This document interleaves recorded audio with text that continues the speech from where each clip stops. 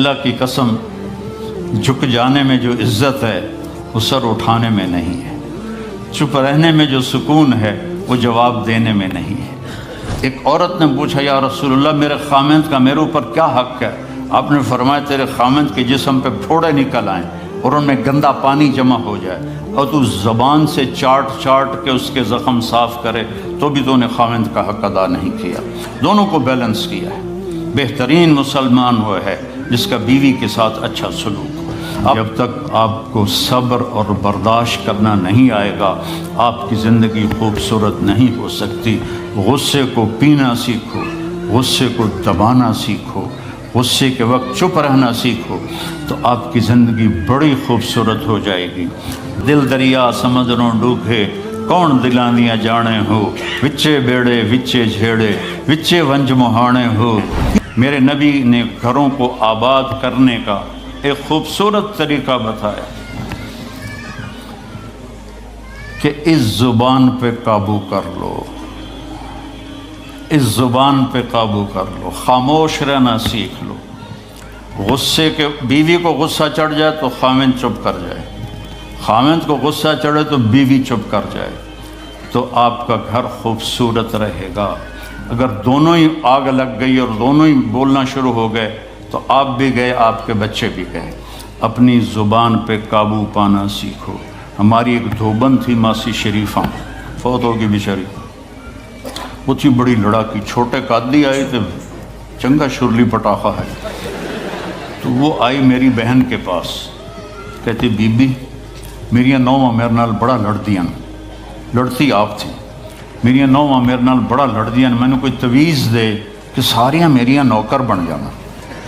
اب میری بہن کو تو پتہ تھا کہ ماشاءاللہ آپ سوا سیر ہے، تو میری بہن تویز گنڈے کا ہمارے ملک میں بڑا رواج ہے، تو ایسے الٹی سیدھے لکیریں لگا کے نا تو رول کر کے چھوٹا سا بنا کے نا کہا کہ ماسی جب تیری لڑائی ہونے لگے تو یہ تعویذ تم نے یہاں رکھ لینا اور چک مار لینا ایسے، اور اس کو گرنے نہیں دینا، گر گیا تو وہ تیری خیر کوئی نہیں۔ اور اس نے کیا کیا، اس کو چپ کروانے کا طریقہ، تو تعویذ کی تو بڑی اہمیت ہوتی ہے۔ تو ایک ہفتے کے بعد آ گئی، بی بی تو بڑا چنگا تویز دیتا، ساری لڑائی ختم ہو گئی کیونکہ ماسی شریفہ چپ ہو گئی۔ تو یہ سب ان عورتوں کو بھی تعویذ دیتا ہوں، ماسی شریفہ والا آپ کو بھی دیتا ہوں، ماسی شریفہ والا تعویذ لے لو، آپ کی زندگی بڑی خوشحال ہو جائے گی۔ اللہ کی قسم جھک جانے میں جو عزت ہے وہ سر اٹھانے میں نہیں ہے، چپ رہنے میں جو سکون ہے وہ جواب دینے میں نہیں ہے۔ آپ خاموش رہنا سیکھو، آپ اپنے بچوں کو عزت دینا سیکھو، اپنے بچوں کو ٹائم دیا کرو۔ یہاں مرد کی بھی جاب ہے، عورت کی بھی جاب ہے، تو بچے نظر انداز ہوتے ہیں، ان کو ٹائم دو۔ میرے نبی نے فرمایا اکرموا اولادکم، اپنی اولاد کو عزت دو، اور آپ نے فرمایا خیرکم خیرکم لأہلہ، سب سے بہترین مسلمان وہ ہے جو بیوی سے اچھا سلوک کرے۔ اور ایک عورت نے پوچھا یا رسول اللہ میرے خامند کا میرے اوپر کیا حق ہے؟ آپ نے فرمایا تیرے خامند کے جسم پہ پھوڑے نکل آئیں اور ان میں گندا پانی جمع ہو جائے اور تو زبان سے چاٹ کے اس کے زخم صاف کرے تو بھی تو نے خامند کا حق ادا نہیں کیا۔ دونوں کو بیلنس کیا ہے۔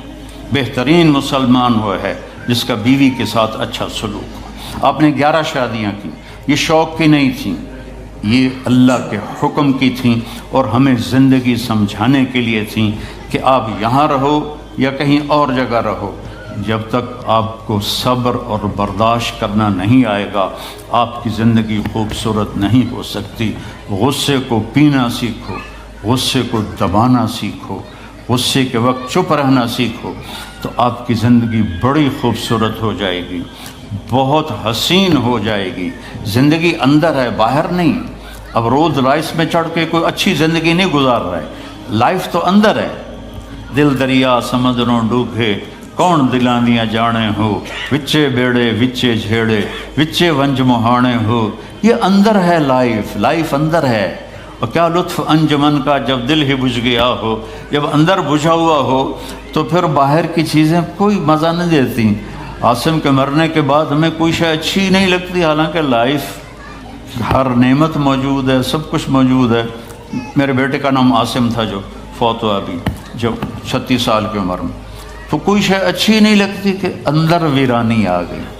یہ اندر میں خوشحالی ہو، اس کے لیے صرف ایک ہی دوا ہے، وہ ہے محمدی بننا اور محمدی اخلاق کو اختیار کرنا، اللہ کے نبی کے طریقے پر چلتے ہوئے اپنی جان سے لڑائی لڑنا۔ ایک ہمارا دوست تھے، وہ تبلیغ میں گئے تو ان کو داڑھی رکھنے کا شوق ہو گیا، اب بیوی ان کی رکاوٹ بنے، کیا داڑھی رکھو گے تو مجھے طلاق دینی ہوگی۔ اب وہ کافی دیر بیچارے سوچتے رہے، ایک دن ان کو ترکیب سوچی، آ کے بیگم سے کہنے لگے میرا جی چاہ رہا ہے کہ میں دوسری شادی کروں، لیکن میں سوچتا ہوں پہلے داڑھی رکھوں یا پہلے شادی کروں۔ تو ان کی بیگم نے کہا پہلے داڑھی رکھ لو، پہلے داڑھی رکھ لو۔ تو ایسے اپنی بیگمات کو مناؤ پیار محبت سے۔ عزت تو نبی کے طریقے میں ہے، نبی کا طریقہ چھوڑ کے میرا والد مجھے ڈاکٹر بنانا چاہتا تھا، تو آج میں یہاں کھڑا ہوتا، اگر میں ڈاکٹر ہوتا، میرا چھوٹا بھائی ڈاکٹر ہے، بہت اعلیٰ ڈاکٹر ہے، تو میں یہاں کھڑا ہوتا۔ مجھے یہاں میرے نبی کا طریقہ لے کر آیا ہے، میرے نبی کی سنت لے کر آئی ہے، میرے نبی کی زندگی لے کر آئی ہے، اور آپ جس محبت سے تشریف لائے ہیں اس کے پیچھے میرے نبی کی زندگی ہے۔ تو اللہ کی قسم عزتوں کا خزانہ ہے میرے نبی کی پاکیزہ زندگی۔ تو آپ نے ہمیں پوری زندگی گزار کے دکھایا۔ حضرت عائشہ کی دلداری فرما رہے ہیں، عائشہ انہو لیہون علی ان اریتک زوجتی فی الجنہ، عائشہ مجھے تو جب سے پتہ چلا ہے تو جنت میں میری بیوی ہے، میرے لیے تو مرنا ہی آسان ہو گیا ہے۔ بھلا جس نے رب کو دیکھا ہو اس کے لیے کسی اور کی حاجت رہ جاتی ہے؟ باقی یہ صرف دلداری کے لیے تھا۔ ایک دوسرے کی تعریف کرو، ایک دوسرے کے لیے اظہار محبت کرو۔ آج کا ماحول ایسا ہے، بیگم سے کہو گے آئی لو یو، کی خیر تو ہے کیوں ہے، وہ تم سے کہے گی آئی لو یو تو تم بھی پوچھو گے خیر تو ہے، کوئی چکر تو نہیں آ رہے۔ اظہار کرو، اظہار محبت کرو، اس سے آپ کے پاؤنڈنگ ہوگی۔ اولاد کو ماں باپ سمجھتے ہیں بس ہماری اولاد ہے، ہمیں ان سے پیار ہے، ان کو عزت دو، ان سے اظہار محبت کرو۔ ڈاکٹر عبدالحی صاحب ایک بڑے بزرگ گزرے ہیں، وہ اپنے ایک مرید کے ہاں کھانے پہ گئے تو پوچھنے لگے کھانا کس نے بنایا؟ تو مرید نے کہا جی میری بیگم نے بنایا۔ کہا اس کو بلاؤ۔ ان کی بیگم آ گئی تو فرمانے لگے بیٹی آپ کا کھانا کھایا بہت ہی اچھا تھا، بہت مزے کا تھا۔ وہ رونے لگی دھاڑ دھاڑ۔ تو وہ ڈاکٹر صاحب پریشان ہو گئے کہ بیٹی خیریت تو ہے، کیا ہوا؟ تو وہ کہنے لگی حضرت آپ کے مرید کے پاس مجھے 30 برس ہو گئے، 30 سال، کبھی ایک دن اس نے میری کسی چیز کی تعریف نہیں کی۔ تو اظہار کرو، اظہار کرو۔